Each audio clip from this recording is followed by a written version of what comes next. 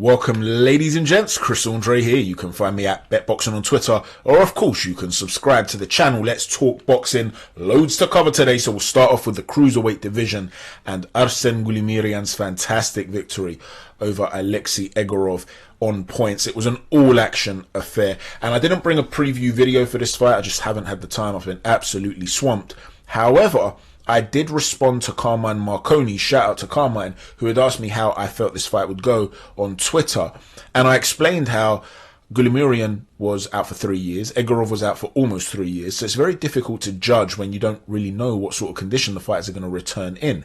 Having said that, often a boxer, a technical boxer, which is what Egorov is, can be more affected by ring rust than a guy like Goulimirian, who is a mid-range beast type of character. He's going to brawl regardless, right? Whereas Egorov needs to be sharp, so it can affect him in that way. Having said that, I did feel that Egorov had the style to potentially turn him over. And I felt that if all was fair, and there was a real possibility that it wouldn't be fair in terms of the scoring, because of course Egorov is Russian, Goulimirian is a French-Armenian fighter. The fight was in Paris. We know about, home advantage, but we also know about the current political climate at the moment and how that's manifesting in boxing too, with certain fighters being told they're not going to be allowed to fight for world titles or won't be ranked and things like that. So if it was a close fight, I can't really imagine Egorov getting it. This was, like I said, a just decision though.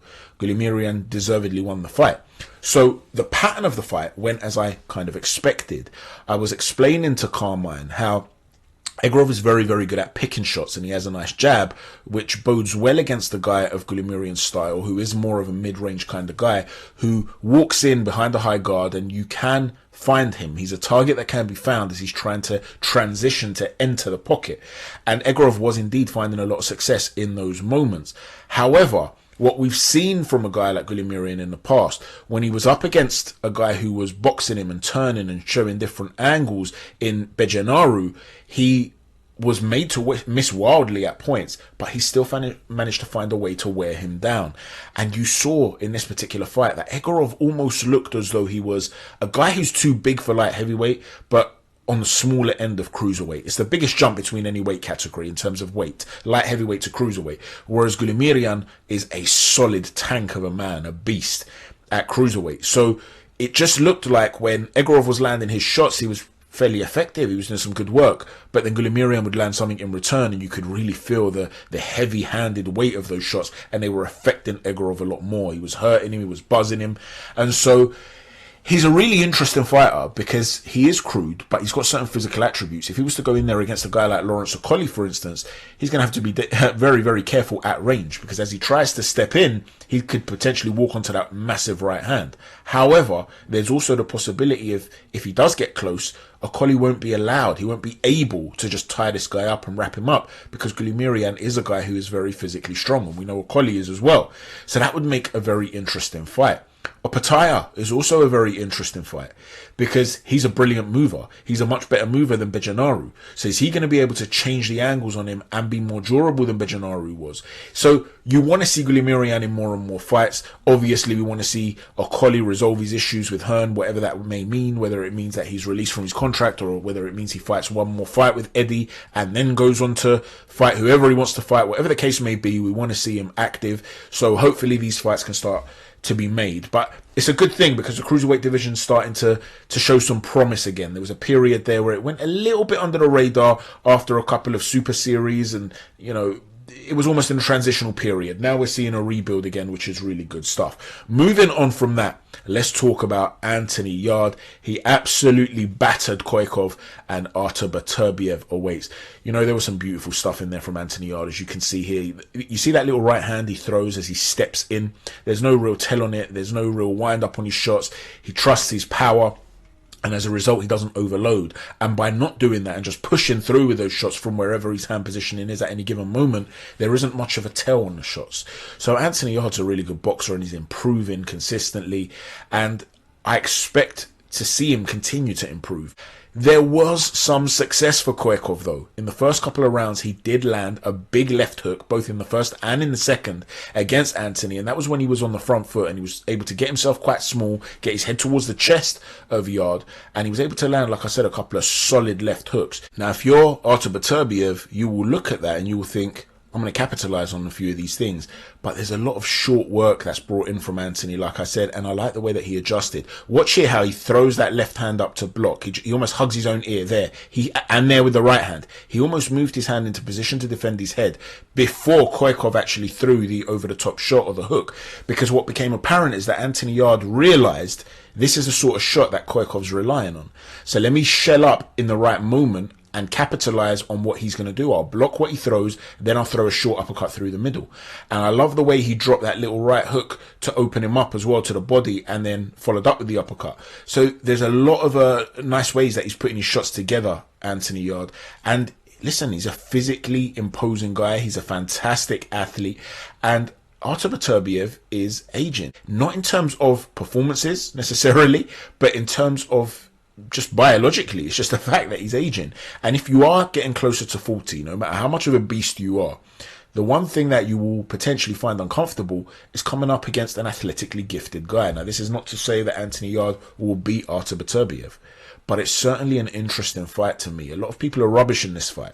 A guaranteed knockout for Artur Beterbiev. It's not a hard fight at all. There's no danger here. Honestly, 95% of the people I see on Twitter see this as a gimme, you know, a tune-up, which is a nice, easy fight for Beterbiev. Anthony Yarde is going to be dangerous in those first few rounds. Let me know what you think about that, but I do like the way he's boxing. I do like the way he's looking. I do think Yarde is improving, regardless of whether he falls short against Beterbiev or not. I do see progress here. There's also one more thing we should point out to you. There's been this interview from Eddie Hearn with Umar from IFL doing the rounds on Twitter. A lot of people are mocking Eddie Hearn because he loses his rag at Umar. And they're basically discussing the Buatsi Yarde situation. And Eddie was basically saying, you know, we offered £1 million for him to fight Buatsi and he didn't want it.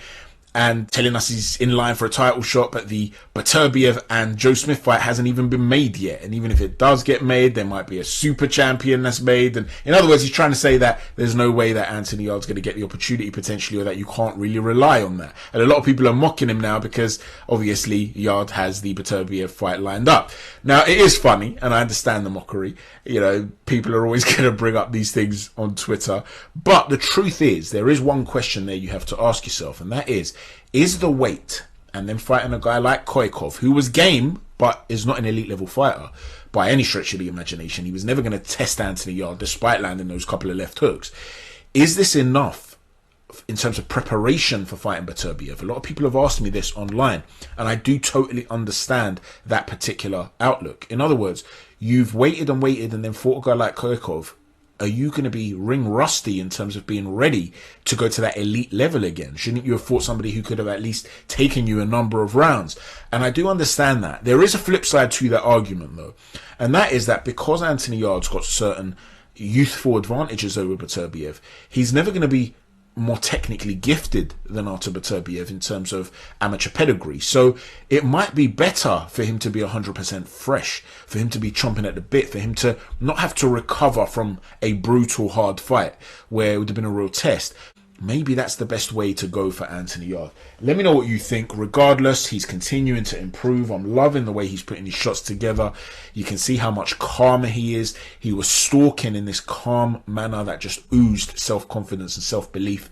And he's picking his shots. So you can see that he's a thinking fighter in there, particularly the way he started to anticipate the sort of shots that were coming from Koykov and blocking them before Koykov was even throwing them. It was a really good display from Anthony Yarde despite the level of opposition. Now, moving on from that, let's talk about Tank Davis and Ryan Garcia. This is a fight that all of us have wanted for a long time. We've been speaking about it. There was all this talk of these contracts being ready to be signed, and we're desperate. We're just wanting it to edge over the line.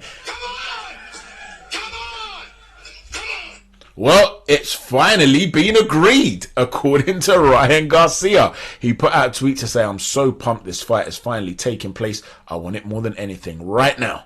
I've put in the work. I'm in the prime of my career, and I'm going to be the biggest boxer in the world. The legacy starts today. So, good news. Hopefully we get to see it. There are a couple of things I'm not 100% happy about. And one of those things is that the fight is apparently occurring at 136 pounds. I've touched upon this before. I don't get this really. If you're at 136 pounds, you are capable of making 135. So either make the fight at lightweight or make it at 140 at light welterweight. By making it at 136, what you're ultimately saying is we're both a couple of lightweights. We're going to fight essentially as lightweights, but the winner is going to get ranked and get ranking points essentially for being at 140. Well, that's not fair. That's not how competition should work. You know, Hector Bellerin, for instance, the former Arsenal right back, when he was at Arsenal, when he was in the prime of his athleticism, he was clocked in his sprint training as being faster than Usain Bolt over 50 meters. So if Bellerin was to race Usain Bolt at one of those soccer aid events where they get together and they're all doing these charity events, if he was to beat Usain Bolt in a race over 60 meters, he can't turn around and say, I'm the 100-meter gold medalist. What are you talking about? You beat him over 60 meters. You can say I'm the fastest man over 60 meters, 50 meters, whatever. But you can't sit there and say I'm the 100-meter gold medalist. So by the same token, how can you be fighting at 136 and be getting props and ranking points and things like that for 140? I just don't understand it, man. It's really baffling to me. Nonetheless, this is just me being a bit of a purist and picking at specifics here. The fact of the matter is this is a fight we all want to see, and it'll be a cracker, no doubt.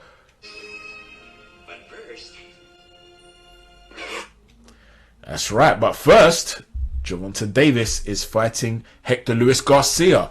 The fight between Ryan Garcia and Tank is due to occur in April from what we're hearing.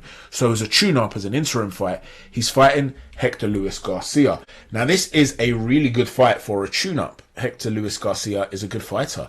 He put in some really good performances of late. I guess the most notable one is against Chris Colbert. Not many people expected him to win that fight, and he really put on a great display and beat Colbert. I believe he dropped him too, if I remember off the top of my head. The other one was Roger Gutierrez. That was a really good performance as well. So this is a test here for sure. He's a very strong, physically imposing guy. He's very technically astute with his punches, is Garcia. But I do think he's a little bit slow. He'll be stepping up a weight category to fight Davis, but I think he's a little bit too slow for Tank. Tank's a very explosive fighter, and although Chris Colbert, who's also quick, wasn't able to beat him, there was a physical discrepancy between the two, and he was able to put some hurtful shots on Colbert. Tank's a lot more explosive though, and when he backs up onto the ropes in the way that somebody like Colbert did, he can knock you out from there. So it is just a tune-up, but it's a good tune-up. If Tank sees it as a tune-up, it's a good tune-up. So it's a fight that I'm all for. So some exciting developments finally with Tank Davis after many years of him not really fighting guys that many of us wanted to see. So this is a good development. Let me know what you think about this and who are you picking between Tank and Ryan, if indeed Ryan gets through Hector. Now, moving on from that, Malik Scott has come up with a very controversial interview where he says that USYK RUIZ, not even TYSON FURY, could beat a focused Deontay Wilder. Get the fuck out of here. Well, I understand kind of why he's saying what he's saying. In the past, I did a video called The Defense of Malik Scott, following the claim that Wilder has 10 times the skills of Muhammad Ali.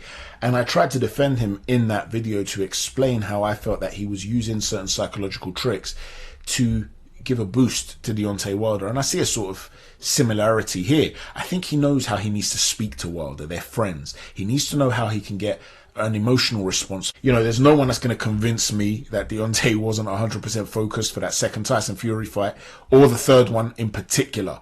You know, after the first fight, he would have been embarrassed. It was the first fight he fought where he didn't win the fight. He would have realized this guy is a very, very good boxer. I need to really get up for this. Now, he may have been surprised by Tyson's approach, but he would have been up for it. After the second fight, where there was the whole glove gate accusations and stuff like that, there's no way he wasn't motivated. He fought with every ounce of his being in that fight, and he showed what a straight warrior he was. So we know that Malik Scott himself doesn't believe this idea that if Wilder's focused, not even Fury can beat him. I'll accept if you tell me that Wilder can beat anybody on his day, including Tyson Fury, because he came very close to doing it in that first fight. He even dropped him in the third, even though Fury was always lucid, and I don't really think he came close to losing that fight despite going down. He always looked like he was ready to get up and carry on going and stuff like that. But in the first fight, you're talking about half a second away from him losing. So yes, Wilder's capable of beating anybody. But this idea that if he's focused, he cleans out everyone, I just don't see it. But for me, it's a psychological trick. Let me know what you think. Has Malik Scott completely lost the plot, or do you understand why he's doing what he's doing? And sticking along the lines of the heavyweight division and Tyson Fury, he's come out and he said that Adelaye is the future of the heavyweight division. They've sparred an awful lot, and I did like Adelaye's last performance. He showed some variation. There was one particular moment where he threw this short right jab to the body. So it's a backhand, so it's not really a jab, but he almost jabbed it out. He stabbed it out to create the opening for the follow-up left hand. And it was a really nice shot. It's not something you really see a heavyweight do. It's more something that you'd expect someone like Lomachenko to do. A method of closing the range with a short shot, because that's the nearest part of the body to you to land on. So I'm liking the fact that he's developing his skills. But let's be honest here, he did have a very difficult fight against Sokolovsky. There's a long way to go for Adelaye to be able to consider himself as the future of the heavyweight division. He's still very much a prospect. But Tyson Fury seems to believe in him, or is he just being a nice guy, an inspirational kind of character?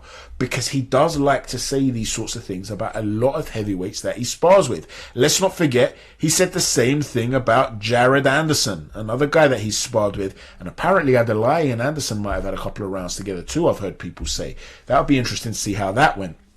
You'd have to say in terms of progression, Jared Anderson is ahead of Adelaye. But the point is, Tyson Fury seems to be believing in a lot of the guys that he works with. A lot of the guys.